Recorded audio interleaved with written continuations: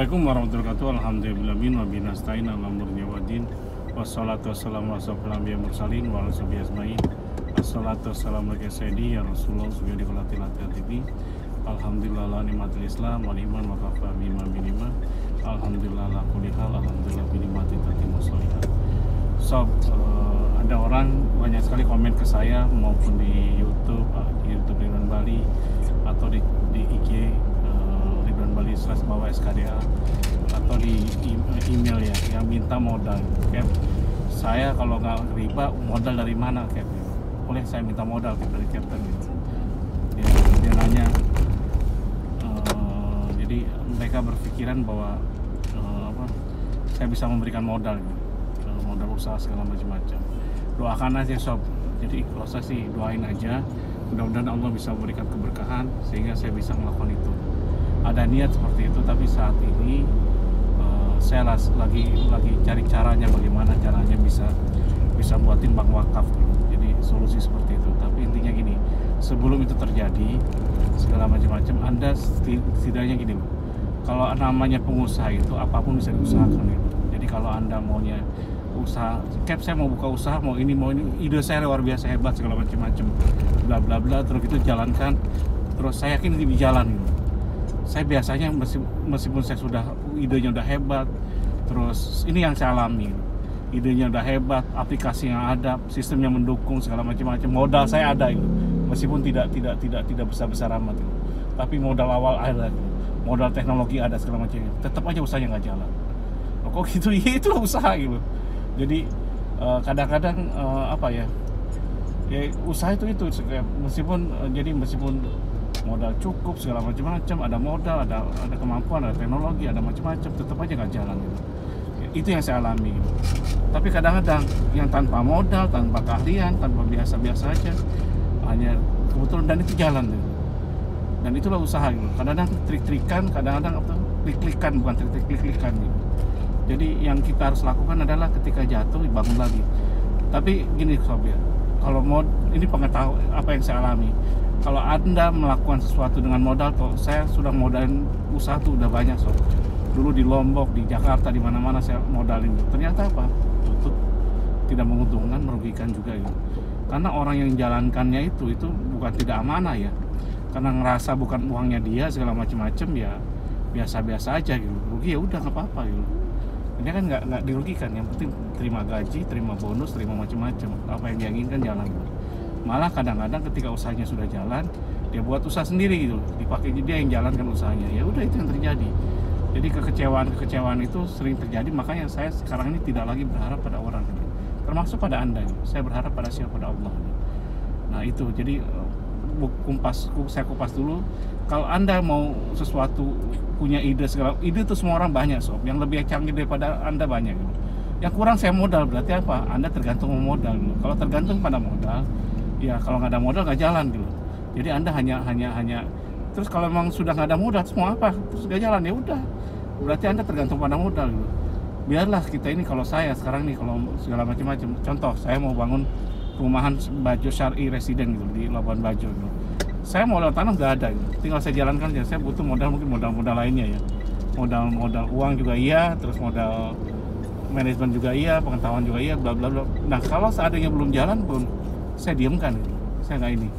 Saya tidak langsung saya jalankan bla bla bla dengan ini. Terus kedua, saya mau buatin retirement service ya. Jadi saya buatin, jadi orang mau pensiun segala macam-macam. Saya udah punya lahannya sehektar, udah saya bangun, saya tanamin durian ya. Jadi bayangan saya itu orang nanti suatu saat mungkin investasi sana nggak mahal gitu, 100 meteran mungkin sekitar 30-40 jutaan lah gitu. Mungkin dibagi 300 meteran, 200-300 meter, nanti orang pensiun di sana bisa nikmati hasil kebunnya segala macam-macam. Teorinya jalan, semuanya jalan, semua jalan, modal udah ada gitu, tempat udah ada. Tapi saya bisa jalan dengan masif nggak juga sob. Saya coba aja bangun kebunnya dulu segala macam, saya tata segala macam-macam itu. Kendala modal iya, tapi itu bukan jadi kendala bagi saya, tapi jadi tantangan gitu. Kayak kalau ada modal kalau langsung jalan belum tentu gitu. Modal jalan segala macam-macam, kalau saya jalankan belum tentu jalan, karena itu pengalaman saya gitu. Nah, kita berkaca pada Abdurrahman bin Auf, seorang pengusaha. Jadi dia ketika hijrah dari Mekah ke Madinah, dia nol sob. Jadi dia disaudarakan dengan orang di Madinah yang kaya raya, orang kaya juga gitu. Setelah dia orang kaya ketemu segala macam-macam, dia bagi, Abdurrahman, saya siap ngasih kamu setengah harta gitu. Enggak, sob, yang dia lakukan apa? Ditunjukkan di mana saya pasar gitu. Bukan malah setengah harta, malah istri yang kamu suka mana saya bisa kasih ke kamu tuh. Itu penyambutan tamu dari orang Madinah, orang kaya Madinah itu. Abdurrahman bin Auf tidak minta sama orangnya. Kenapa? Dia yakin dari tangannya dia sendiri dia bisa menghasilkan uang gitu. Tunjukkan ke pasar, yang dia pasar dia punya modal nggak punya gitu. Dan modal pertama atau untuk keuntungan pertama yang didapat dari apa? Dari hasil maklaran gitu.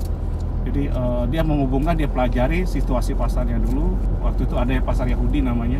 Di situ orang Yahudi yang berkuasa segala macam, pelajari di mana pembeli penjual yang potensial. Terus lihat juga pembeli potensial segala macam bla bla bla, mana kelebihan mana kekurangannya, dia pakai SWOT sistemnya.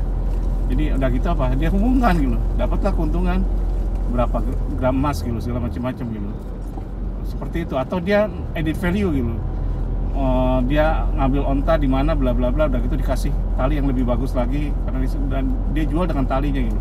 Dengan jual seperti itu dia akan jual lebih bagus dengan harga yang standar, tapi orang merasa bangga belinya gitu. Itu kan improving dia gitu. Bagaimana dia mengembangkan, akhirnya apa? Setelah itu dia kembangkan lagi, ternyata pasar ini dikuasai Yahudi yang luar biasa gitu. Akhirnya apa? Dia kerjasama dengan pemilik lahan di sebelahnya gitu. Bagaimana caranya membangun pasar sendiri? Kalau sekarang mungkin e-commerce lah. Kalau zaman dulu kan offline gitu, seperti itu. Dimana kalau ini jualan itu kalau tidak menghasilkan itu ya nggak usah bayar gitu. Jadi bagi hasil seperti itu, bla bla bla. Akhirnya apa? Pindahlah. Akhirnya dia punya pasar sendiri. Jadi orang terkaya gitu. Jadi modal bukan segalanya bagi Anda. Kalau Anda menganggap modal segalanya untuk maju, Anda nggak bakal maju jadi pengusaha. Anda bukan pengusaha gitu. Kok bisa kok orang pakai modal bank? Ya udah, nggak apa-apa, jalankan aja. Tapi sekali Anda terlibat modal bank, lepasnya susah, bersihnya berat, so. Berat banget bersihnya, benar. Saya 20 tahun main bank gitu. Saya pikir bank itu luar biasa, 20 tahun lebih mungkin. Dan ketika saya sadar sekarang saya bersihkan, berat gitu. Efeknya sekarang gitu.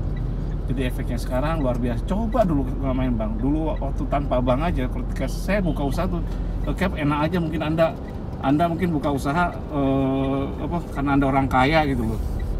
Anda karena miliarder setelah SMA. Betul, saya SMA itu, saya lulus SMA saya miliarder. Saya punya omset gede. Kalau sekarang miliaran loh. Puluhan M mungkin omset saya. Saya punya ruko, saya punya usaha ngajikan keluarga segala macam. Orang tua saya kerja dengan saya gitu, segala macam. Ipar-ipar saya kerja sama saya. Dan itu modal enggak, so. Modalnya 50.000, mungkin kalau sekarang nilainya berapa gitu. Dari modal 50.000 itulah saya diriin perusahaan CV Atlas ya, Atlas CV Atlantik gitu. Jadi saya supply ke ini. Jadi saya maklaran juga gitu intinya. Jadi saya tahu pembuat spare part yang bagus ini masih keluarga saya. Udah gitu ada pabrik butuh spare part yang substitusi barang import gitu. Daripada dia anggaplah di Italia atau di Prancis segala macam-macam, dengan beli punya saya harganya cuma 40%, tapi kekuatannya 80%. Akhirnya kan dia beli di saya dan saya ready gitu. Akhirnya apa? Jalan, sob. Jadi itu yang terjadi.